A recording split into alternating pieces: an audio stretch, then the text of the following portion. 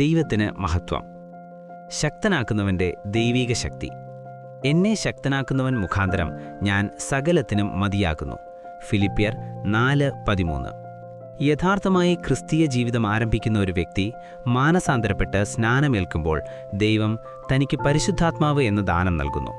പരിശുദ്ധാത്മാവ് നമ്മുടെ മേൽ വരുമ്പോൾ നാം ശക്തി പ്രാപിച്ചിട്ട് ബലവാന്മാരായിത്തീരുന്നു.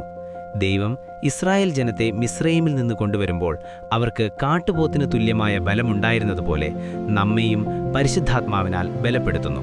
ആകയാൽ നമ്മുടെ ആത്മീക ജീവിതയാത്രയിൽ നാം ബലഹീനപ്പെടരുത്. ഇസ്രായേൽ ജനം തങ്ങളുടെ മരുഭൂമി യാത്രയിൽ വഴിയിൽ ക്ഷീണിച്ചും തളർന്നും പോയിട്ട് അവരുടെ പിന്നണിയിലുള്ള ബലഹീനരെയൊക്കെ ശത്രു സംഹരിച്ചതായി കാണുന്നു. നാമും ബലഹീനപ്പെട്ടാൽ നമ്മുടെ പ്രതിയോഗിയായ പിശാച് നമ്മെയും വിഴുങ്ങിക്കളയും. അവർ മിസ്രയീമിൽ നിന്ന് പുറപ്പെട്ടപ്പോൾ അവരുടെ ഗോത്രങ്ങളിൽ ഒരു ബലഹീനനും ഉണ്ടായിരുന്നില്ല.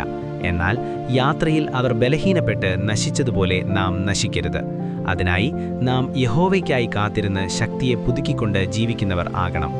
യഹോവയിൽ ബലമുള്ളവരായി മേൽക്കുമേൽ ബലം പ്രാപിച്ച് നാം സീയോനിൽ ദൈവസന്നിധിയിൽ ചെന്ന് എത്തേണ്ടവരാണ്. ആകയാൽ നമ്മെ ശക്തനാക്കുന്ന ദൈവത്താൽ നാം സകലത്തിനും മതിയായവരാകട്ടെ.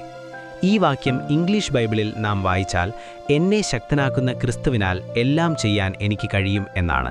ദൈവം മനുഷ്യനെ സൃഷ്ടിച്ചു ഏദേൻ തോട്ടത്തിലാക്കി വയ്ക്കുമ്പോൾ തോട്ടത്തിൽ വേല ചെയ്യുവാനും അതിനെ സൂക്ഷിക്കുവാനുമാണ് അവിടെ ആക്കിവെച്ചത്. തോട്ടത്തിൽ ദൈവം മനുഷ്യനോട് പറയുന്ന വേലകൾ അവൻ ചെയ്യണമായിരുന്നു. എന്നാൽ ദൈവം അവിടെ ഉണ്ടാക്കിയിരുന്ന നല്ല വൃക്ഷഫലങ്ങൾ അവൻ്റെ ആഹാരത്തിനായി തിന്നാമായിരുന്നു. ആകയാൽ അവൻ തൻ്റെ ഉപജീവനത്തിനായി ജോലി ചെയ്യുകയായിരുന്നില്ല, മറിച്ച് തോട്ടത്തിൽ ദൈവം പറയുന്ന പണികൾ ചെയ്ത് ജീവിക്കുകയായിരുന്നു. എന്നാൽ പാപം നിമിത്തം ഏദേൻ തോട്ടത്തിൽ നിന്ന് പുറത്താക്കപ്പെട്ട മനുഷ്യൻ ഭൂമിയിൽ കഷ്ടതയോടെ അഹോർ വൃത്തി കഴിക്കത്തക്കവണ്ണം മുഖത്തെ വിയർപ്പോടെ ഉപജീവനം കഴിക്കേണ്ടതായി വന്നു. വയലിലെ സസ്യമാഹാരമാക്കുവാൻ നിലത്ത് കൃഷി ചെയ്യേണ്ടതിനായിട്ടാണ് ദൈവം മനുഷ്യനെ ഏദേൻ തോട്ടത്തിൽ നിന്ന് പുറത്താക്കിയത്. ജീവിതത്തിൽ വീഴ്ച സംഭവിച്ച മനുഷ്യൻ ദൈവത്തിൻ്റെ പ്രവൃത്തി ചെയ്യേണ്ടിയതിനു പകരം ഉപജീവന കാര്യത്തിനായി കഠിന പ്രയത്നം ചെയ്യേണ്ടവനായി മാറുന്നു. എന്നാൽ സ്നാനമേറ്റ് ദൈവത്തിങ്കിലേക്ക് മടങ്ങിവരുന്ന മനുഷ്യൻ ദൈവത്തിന് പ്രിയപുത്രനാകുന്നു. ആകയാൽ ഉപജീവനത്തിന്റെ കഠിന പ്രയത്നത്തിൽ നിന്ന് അവനെ വിടുവിച്ച് പ്രിയനായവന് ഉറക്കത്തിൽ ആവശ്യമായത് കൊടുക്കുന്നു. മനുഷ്യൻ മണ്ണിൽ വിത്ത് വിതച്ചിട്ട് രാവും പകലും ഉറങ്ങിയും എഴുന്നേറ്റുമിരിക്കെ ഭൂമി സ്വയമായി മുമ്പേ ഞാറും പിന്നെ കതിരിൽ നിറഞ്ഞ മണിയുമായി ധാന്യം വിളവായി കൊടുക്കുന്നു. ദൈവമക്കളായവരുടെ ആവശ്യങ്ങളെ അവർ യാചിക്കും മുമ്പേ അവരുടെ പിതാവായ ദൈവം അറിയുന്നു. ദൈവത്തിന്റെ രാജ്യം അന്വേഷിക്കുന്ന ദൈവമക്കളായവർക്ക് തിന്മാനും കുടിപ്പാനും ഉടുപ്പാനും വേണ്ടിയതൊക്കെയും ദൈവം നൽകുന്നു. അങ്ങനെ ദൈവപൈതലായി തീർന്ന ഒരു മനുഷ്യനെ വ്യർത്ഥമായ ഉപജീവനത്തിന്റെ കഠിന പ്രയത്നത വിട്ട് ജീവിക്കുവാൻ ദൈവം ഇടയാക്കുന്നു.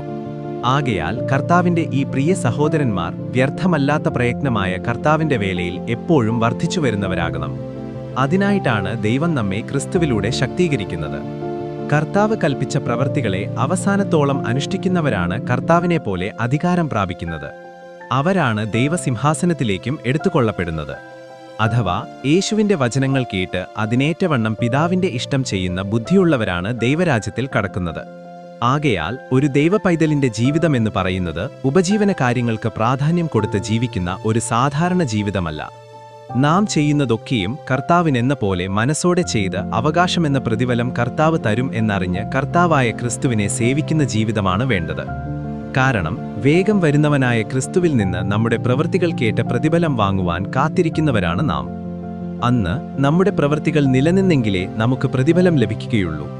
വ്യർത്ഥമായതായി പ്രവൃത്തികൾ നശിച്ചു പോയാൽ ഛേദം വരുമെന്നാണ്. ആകയാൽ നമ്മെ ബലപ്പെടുത്തുന്ന ക്രിസ്തുവിനാൽ നാം ബലപ്പെട്ടിട്ട് കർത്താവിന്റെ വേലയിൽ എപ്പോഴും വർദ്ധിച്ചു വരുന്നവരാകട്ടെ. നാം ദൈവത്തിൽ ബലമുള്ളവരായിരുന്നു മേൽക്കുമേൽ ബലം പ്രാപിക്കാതെയും യഹോവയ്ക്കായി കാത്തിരുന്ന് ശക്തിയെ പുതുക്കാതെയും ബലഹീനരായി ജീവിച്ചാൽ നമ്മുടെ ജീവിതം പരിതാപകരമായി മാറും. സ്ത്രീജനം ബലഹീന പാത്രം എന്നാണല്ലോ പറഞ്ഞിരിക്കുന്നത്. നമ്മുടെ ബലഹീനതയാകുന്ന ദലീലയുടെ മടിയിൽ ഉറങ്ങുന്നവരായി നാം ജീവിച്ചാൽ ശിംശോനെപ്പോലെ നമ്മുടെ ഉള്ള ബലം കൂടെ നഷ്ടപ്പെട്ടിട്ട് നാം പിശാചിനാൽ പിടിക്കപ്പെട്ടവരാകും.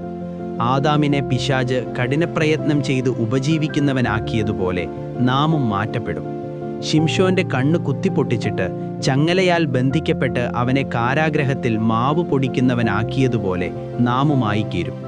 ജീവിതകാലമെല്ലാം നമ്മുടെ സ്വർഗീയ ദർശനം നഷ്ടപ്പെട്ടിട്ട് ദൈവരാജ്യത്തിന് അന്യരായി പിശാചിന്റെ തടവറയിൽ മാവ് പൊടിക്കുന്നവരായി കഠിന പ്രയത്നം ചെയ്ത് ഉപജീവിക്കുന്നവരായി തീരും. ശിംശോൻ തനിക്ക് വേണ്ടിയല്ല മാവ് പൊടിക്കുന്നത്, മറ്റുള്ളവർക്ക് വേണ്ടി താൻ കഠിന പ്രയത്നം ചെയ്യുകയാണ്. നാം നമ്മുടെ ആത്മീക ജീവിതം നഷ്ടപ്പെടുത്തിയിട്ട് നമ്മുടെ പ്രിയപ്പെട്ടവർക്ക് വേണ്ടി വ്യർത്ഥമായ ഉപജീവന കാര്യങ്ങളിൽ കഷ്ടപ്പെടുന്നവരാണോ? ദൈവപ്രസാദമുള്ളവർ അനുഭവിക്കുവാൻ തക്കവണ്ണം ധനം സമ്പാദിച്ച് സ്വരൂപിക്കുവാനുള്ള കഷ്ടപ്പാട് പാപികൾക്ക് ദൈവവും കൊടുക്കുന്നു. യേശു എല്ലായ്പ്പോഴും ദൈവത്തിന് പ്രസാദമുള്ള പ്രവൃത്തികളെ ചെയ്തു ജീവിച്ചു. ആ വിധമായ പ്രവൃത്തികളെ ചെയ്യാതെ പാപപ്രവൃത്തികളെ ചെയ്ത് ദൈവപ്രസാദമില്ലാത്തവരായി തീർന്നാൽ ആ വ്യക്തിക്ക് പിശാചും പിന്നെ ദൈവവും കഷ്ടത കൊടുത്തിട്ട് ആ വ്യക്തിയുടെ ഈ ലോകജീവിതം ദുരിതപൂർണമാകുന്നു. ഉപജീവന ചിന്തകളാൽ ഭാരപ്പെടുന്നവർക്ക് കർത്താവിൻ്റെ വരവ് കണിയായും തീരുന്നു. ദൈവമാണ് നമുക്ക് സമ്പത്തുണ്ടാക്കുവാൻ ശക്തി തരുന്നത്. ആ ശക്തി ഉപയോഗിച്ച് മൂഢനായവൻ തനിക്ക് തന്നെ ഭൗതിക സമ്പത്ത് വർദ്ധിപ്പിക്കുന്നു. ധനവാനെപ്പോലെ തിന്ന് കുടിച്ച് ആനന്ദിച്ച് ദിനം പ്രതി ആഡംബരത്തോടെ സുഖിച്ച് ജീവിച്ചുകൊണ്ടിരുന്ന് നരകയോഗ്യനായിത്തീരുന്നു. എന്നാൽ ബുദ്ധിമാനായവൻ യേശുവിൻ്റെ വചനപ്രകാരം ദൈവപ്രസാദമുള്ള പ്രവർത്തികളെ ചെയ്ത് ദൈവവിഷയമായി സമ്പന്നനായി ദൈവരാജ്യത്തിൽ കടക്കുന്നവനാകുന്നു. തങ്ങൾക്ക് ലഭിച്ച ദൈവശക്തിയും ദൈവകൃപയും പ്രയോജനപ്പെടുത്തി നന്നായി പ്രവർത്തിച്ച് ഇരട്ടിയായി സമ്പാദിച്ച് നല്ല ദാസരായി തീർന്നവർ യജമാനന്റെ സന്തോഷത്തിലേക്ക് പ്രവേശിക്കുന്നു. എന്നാൽ ദുഷ്ടനും മടിയനുമായ ദാസനോ കൊള്ളരുതാത്ത ദാസനായി ഏറ്റവും പുറത്തുള്ള ഇരുട്ടിലേക്ക് തള്ളപ്പെടുന്നു. ആത്മീക ജീവിതത്തിലെ അലസതയും മടിയും ദൈവമക്കളെ ദുഷ്ടരാക്കുന്നു. എന്താണ് ദുഷ്ടത? ആത്മീകവും ഭൗതികവുമായ അനുഭവങ്ങളെ അനുഗ്രഹമായി നൽകുവാൻ തക്കവണ്ണം ദൈവം ജീവനുള്ള ശക്തനായ ദൈവം എന്ന് വിശ്വസിക്കാതെ ജീവനുള്ള ദൈവത്തെ ത്യജിച്ചു കളഞ്ഞിട്ട് അവിശ്വാസമുള്ള ദുഷ്ടഹൃദയത്തോടെ ഉപജീവനത്തിനായി കഠിന പ്രയത്നം ചെയ്യുന്നതാണ് അവരുടെ ദുഷ്ടത. ആകയാൽ നാം ദുഷ്ടരാകാതെ ഇഷ്ടരായി ദൈവപ്രസാദമുള്ള പ്രവർത്തികളെ ചെയ്ത് ജീവിക്കുവാൻ തക്കവണ്ണം ദൈവം നമ്മെ ശക്തീകരിച്ച് ബലപ്പെടുത്തുമാറാകട്ടെ.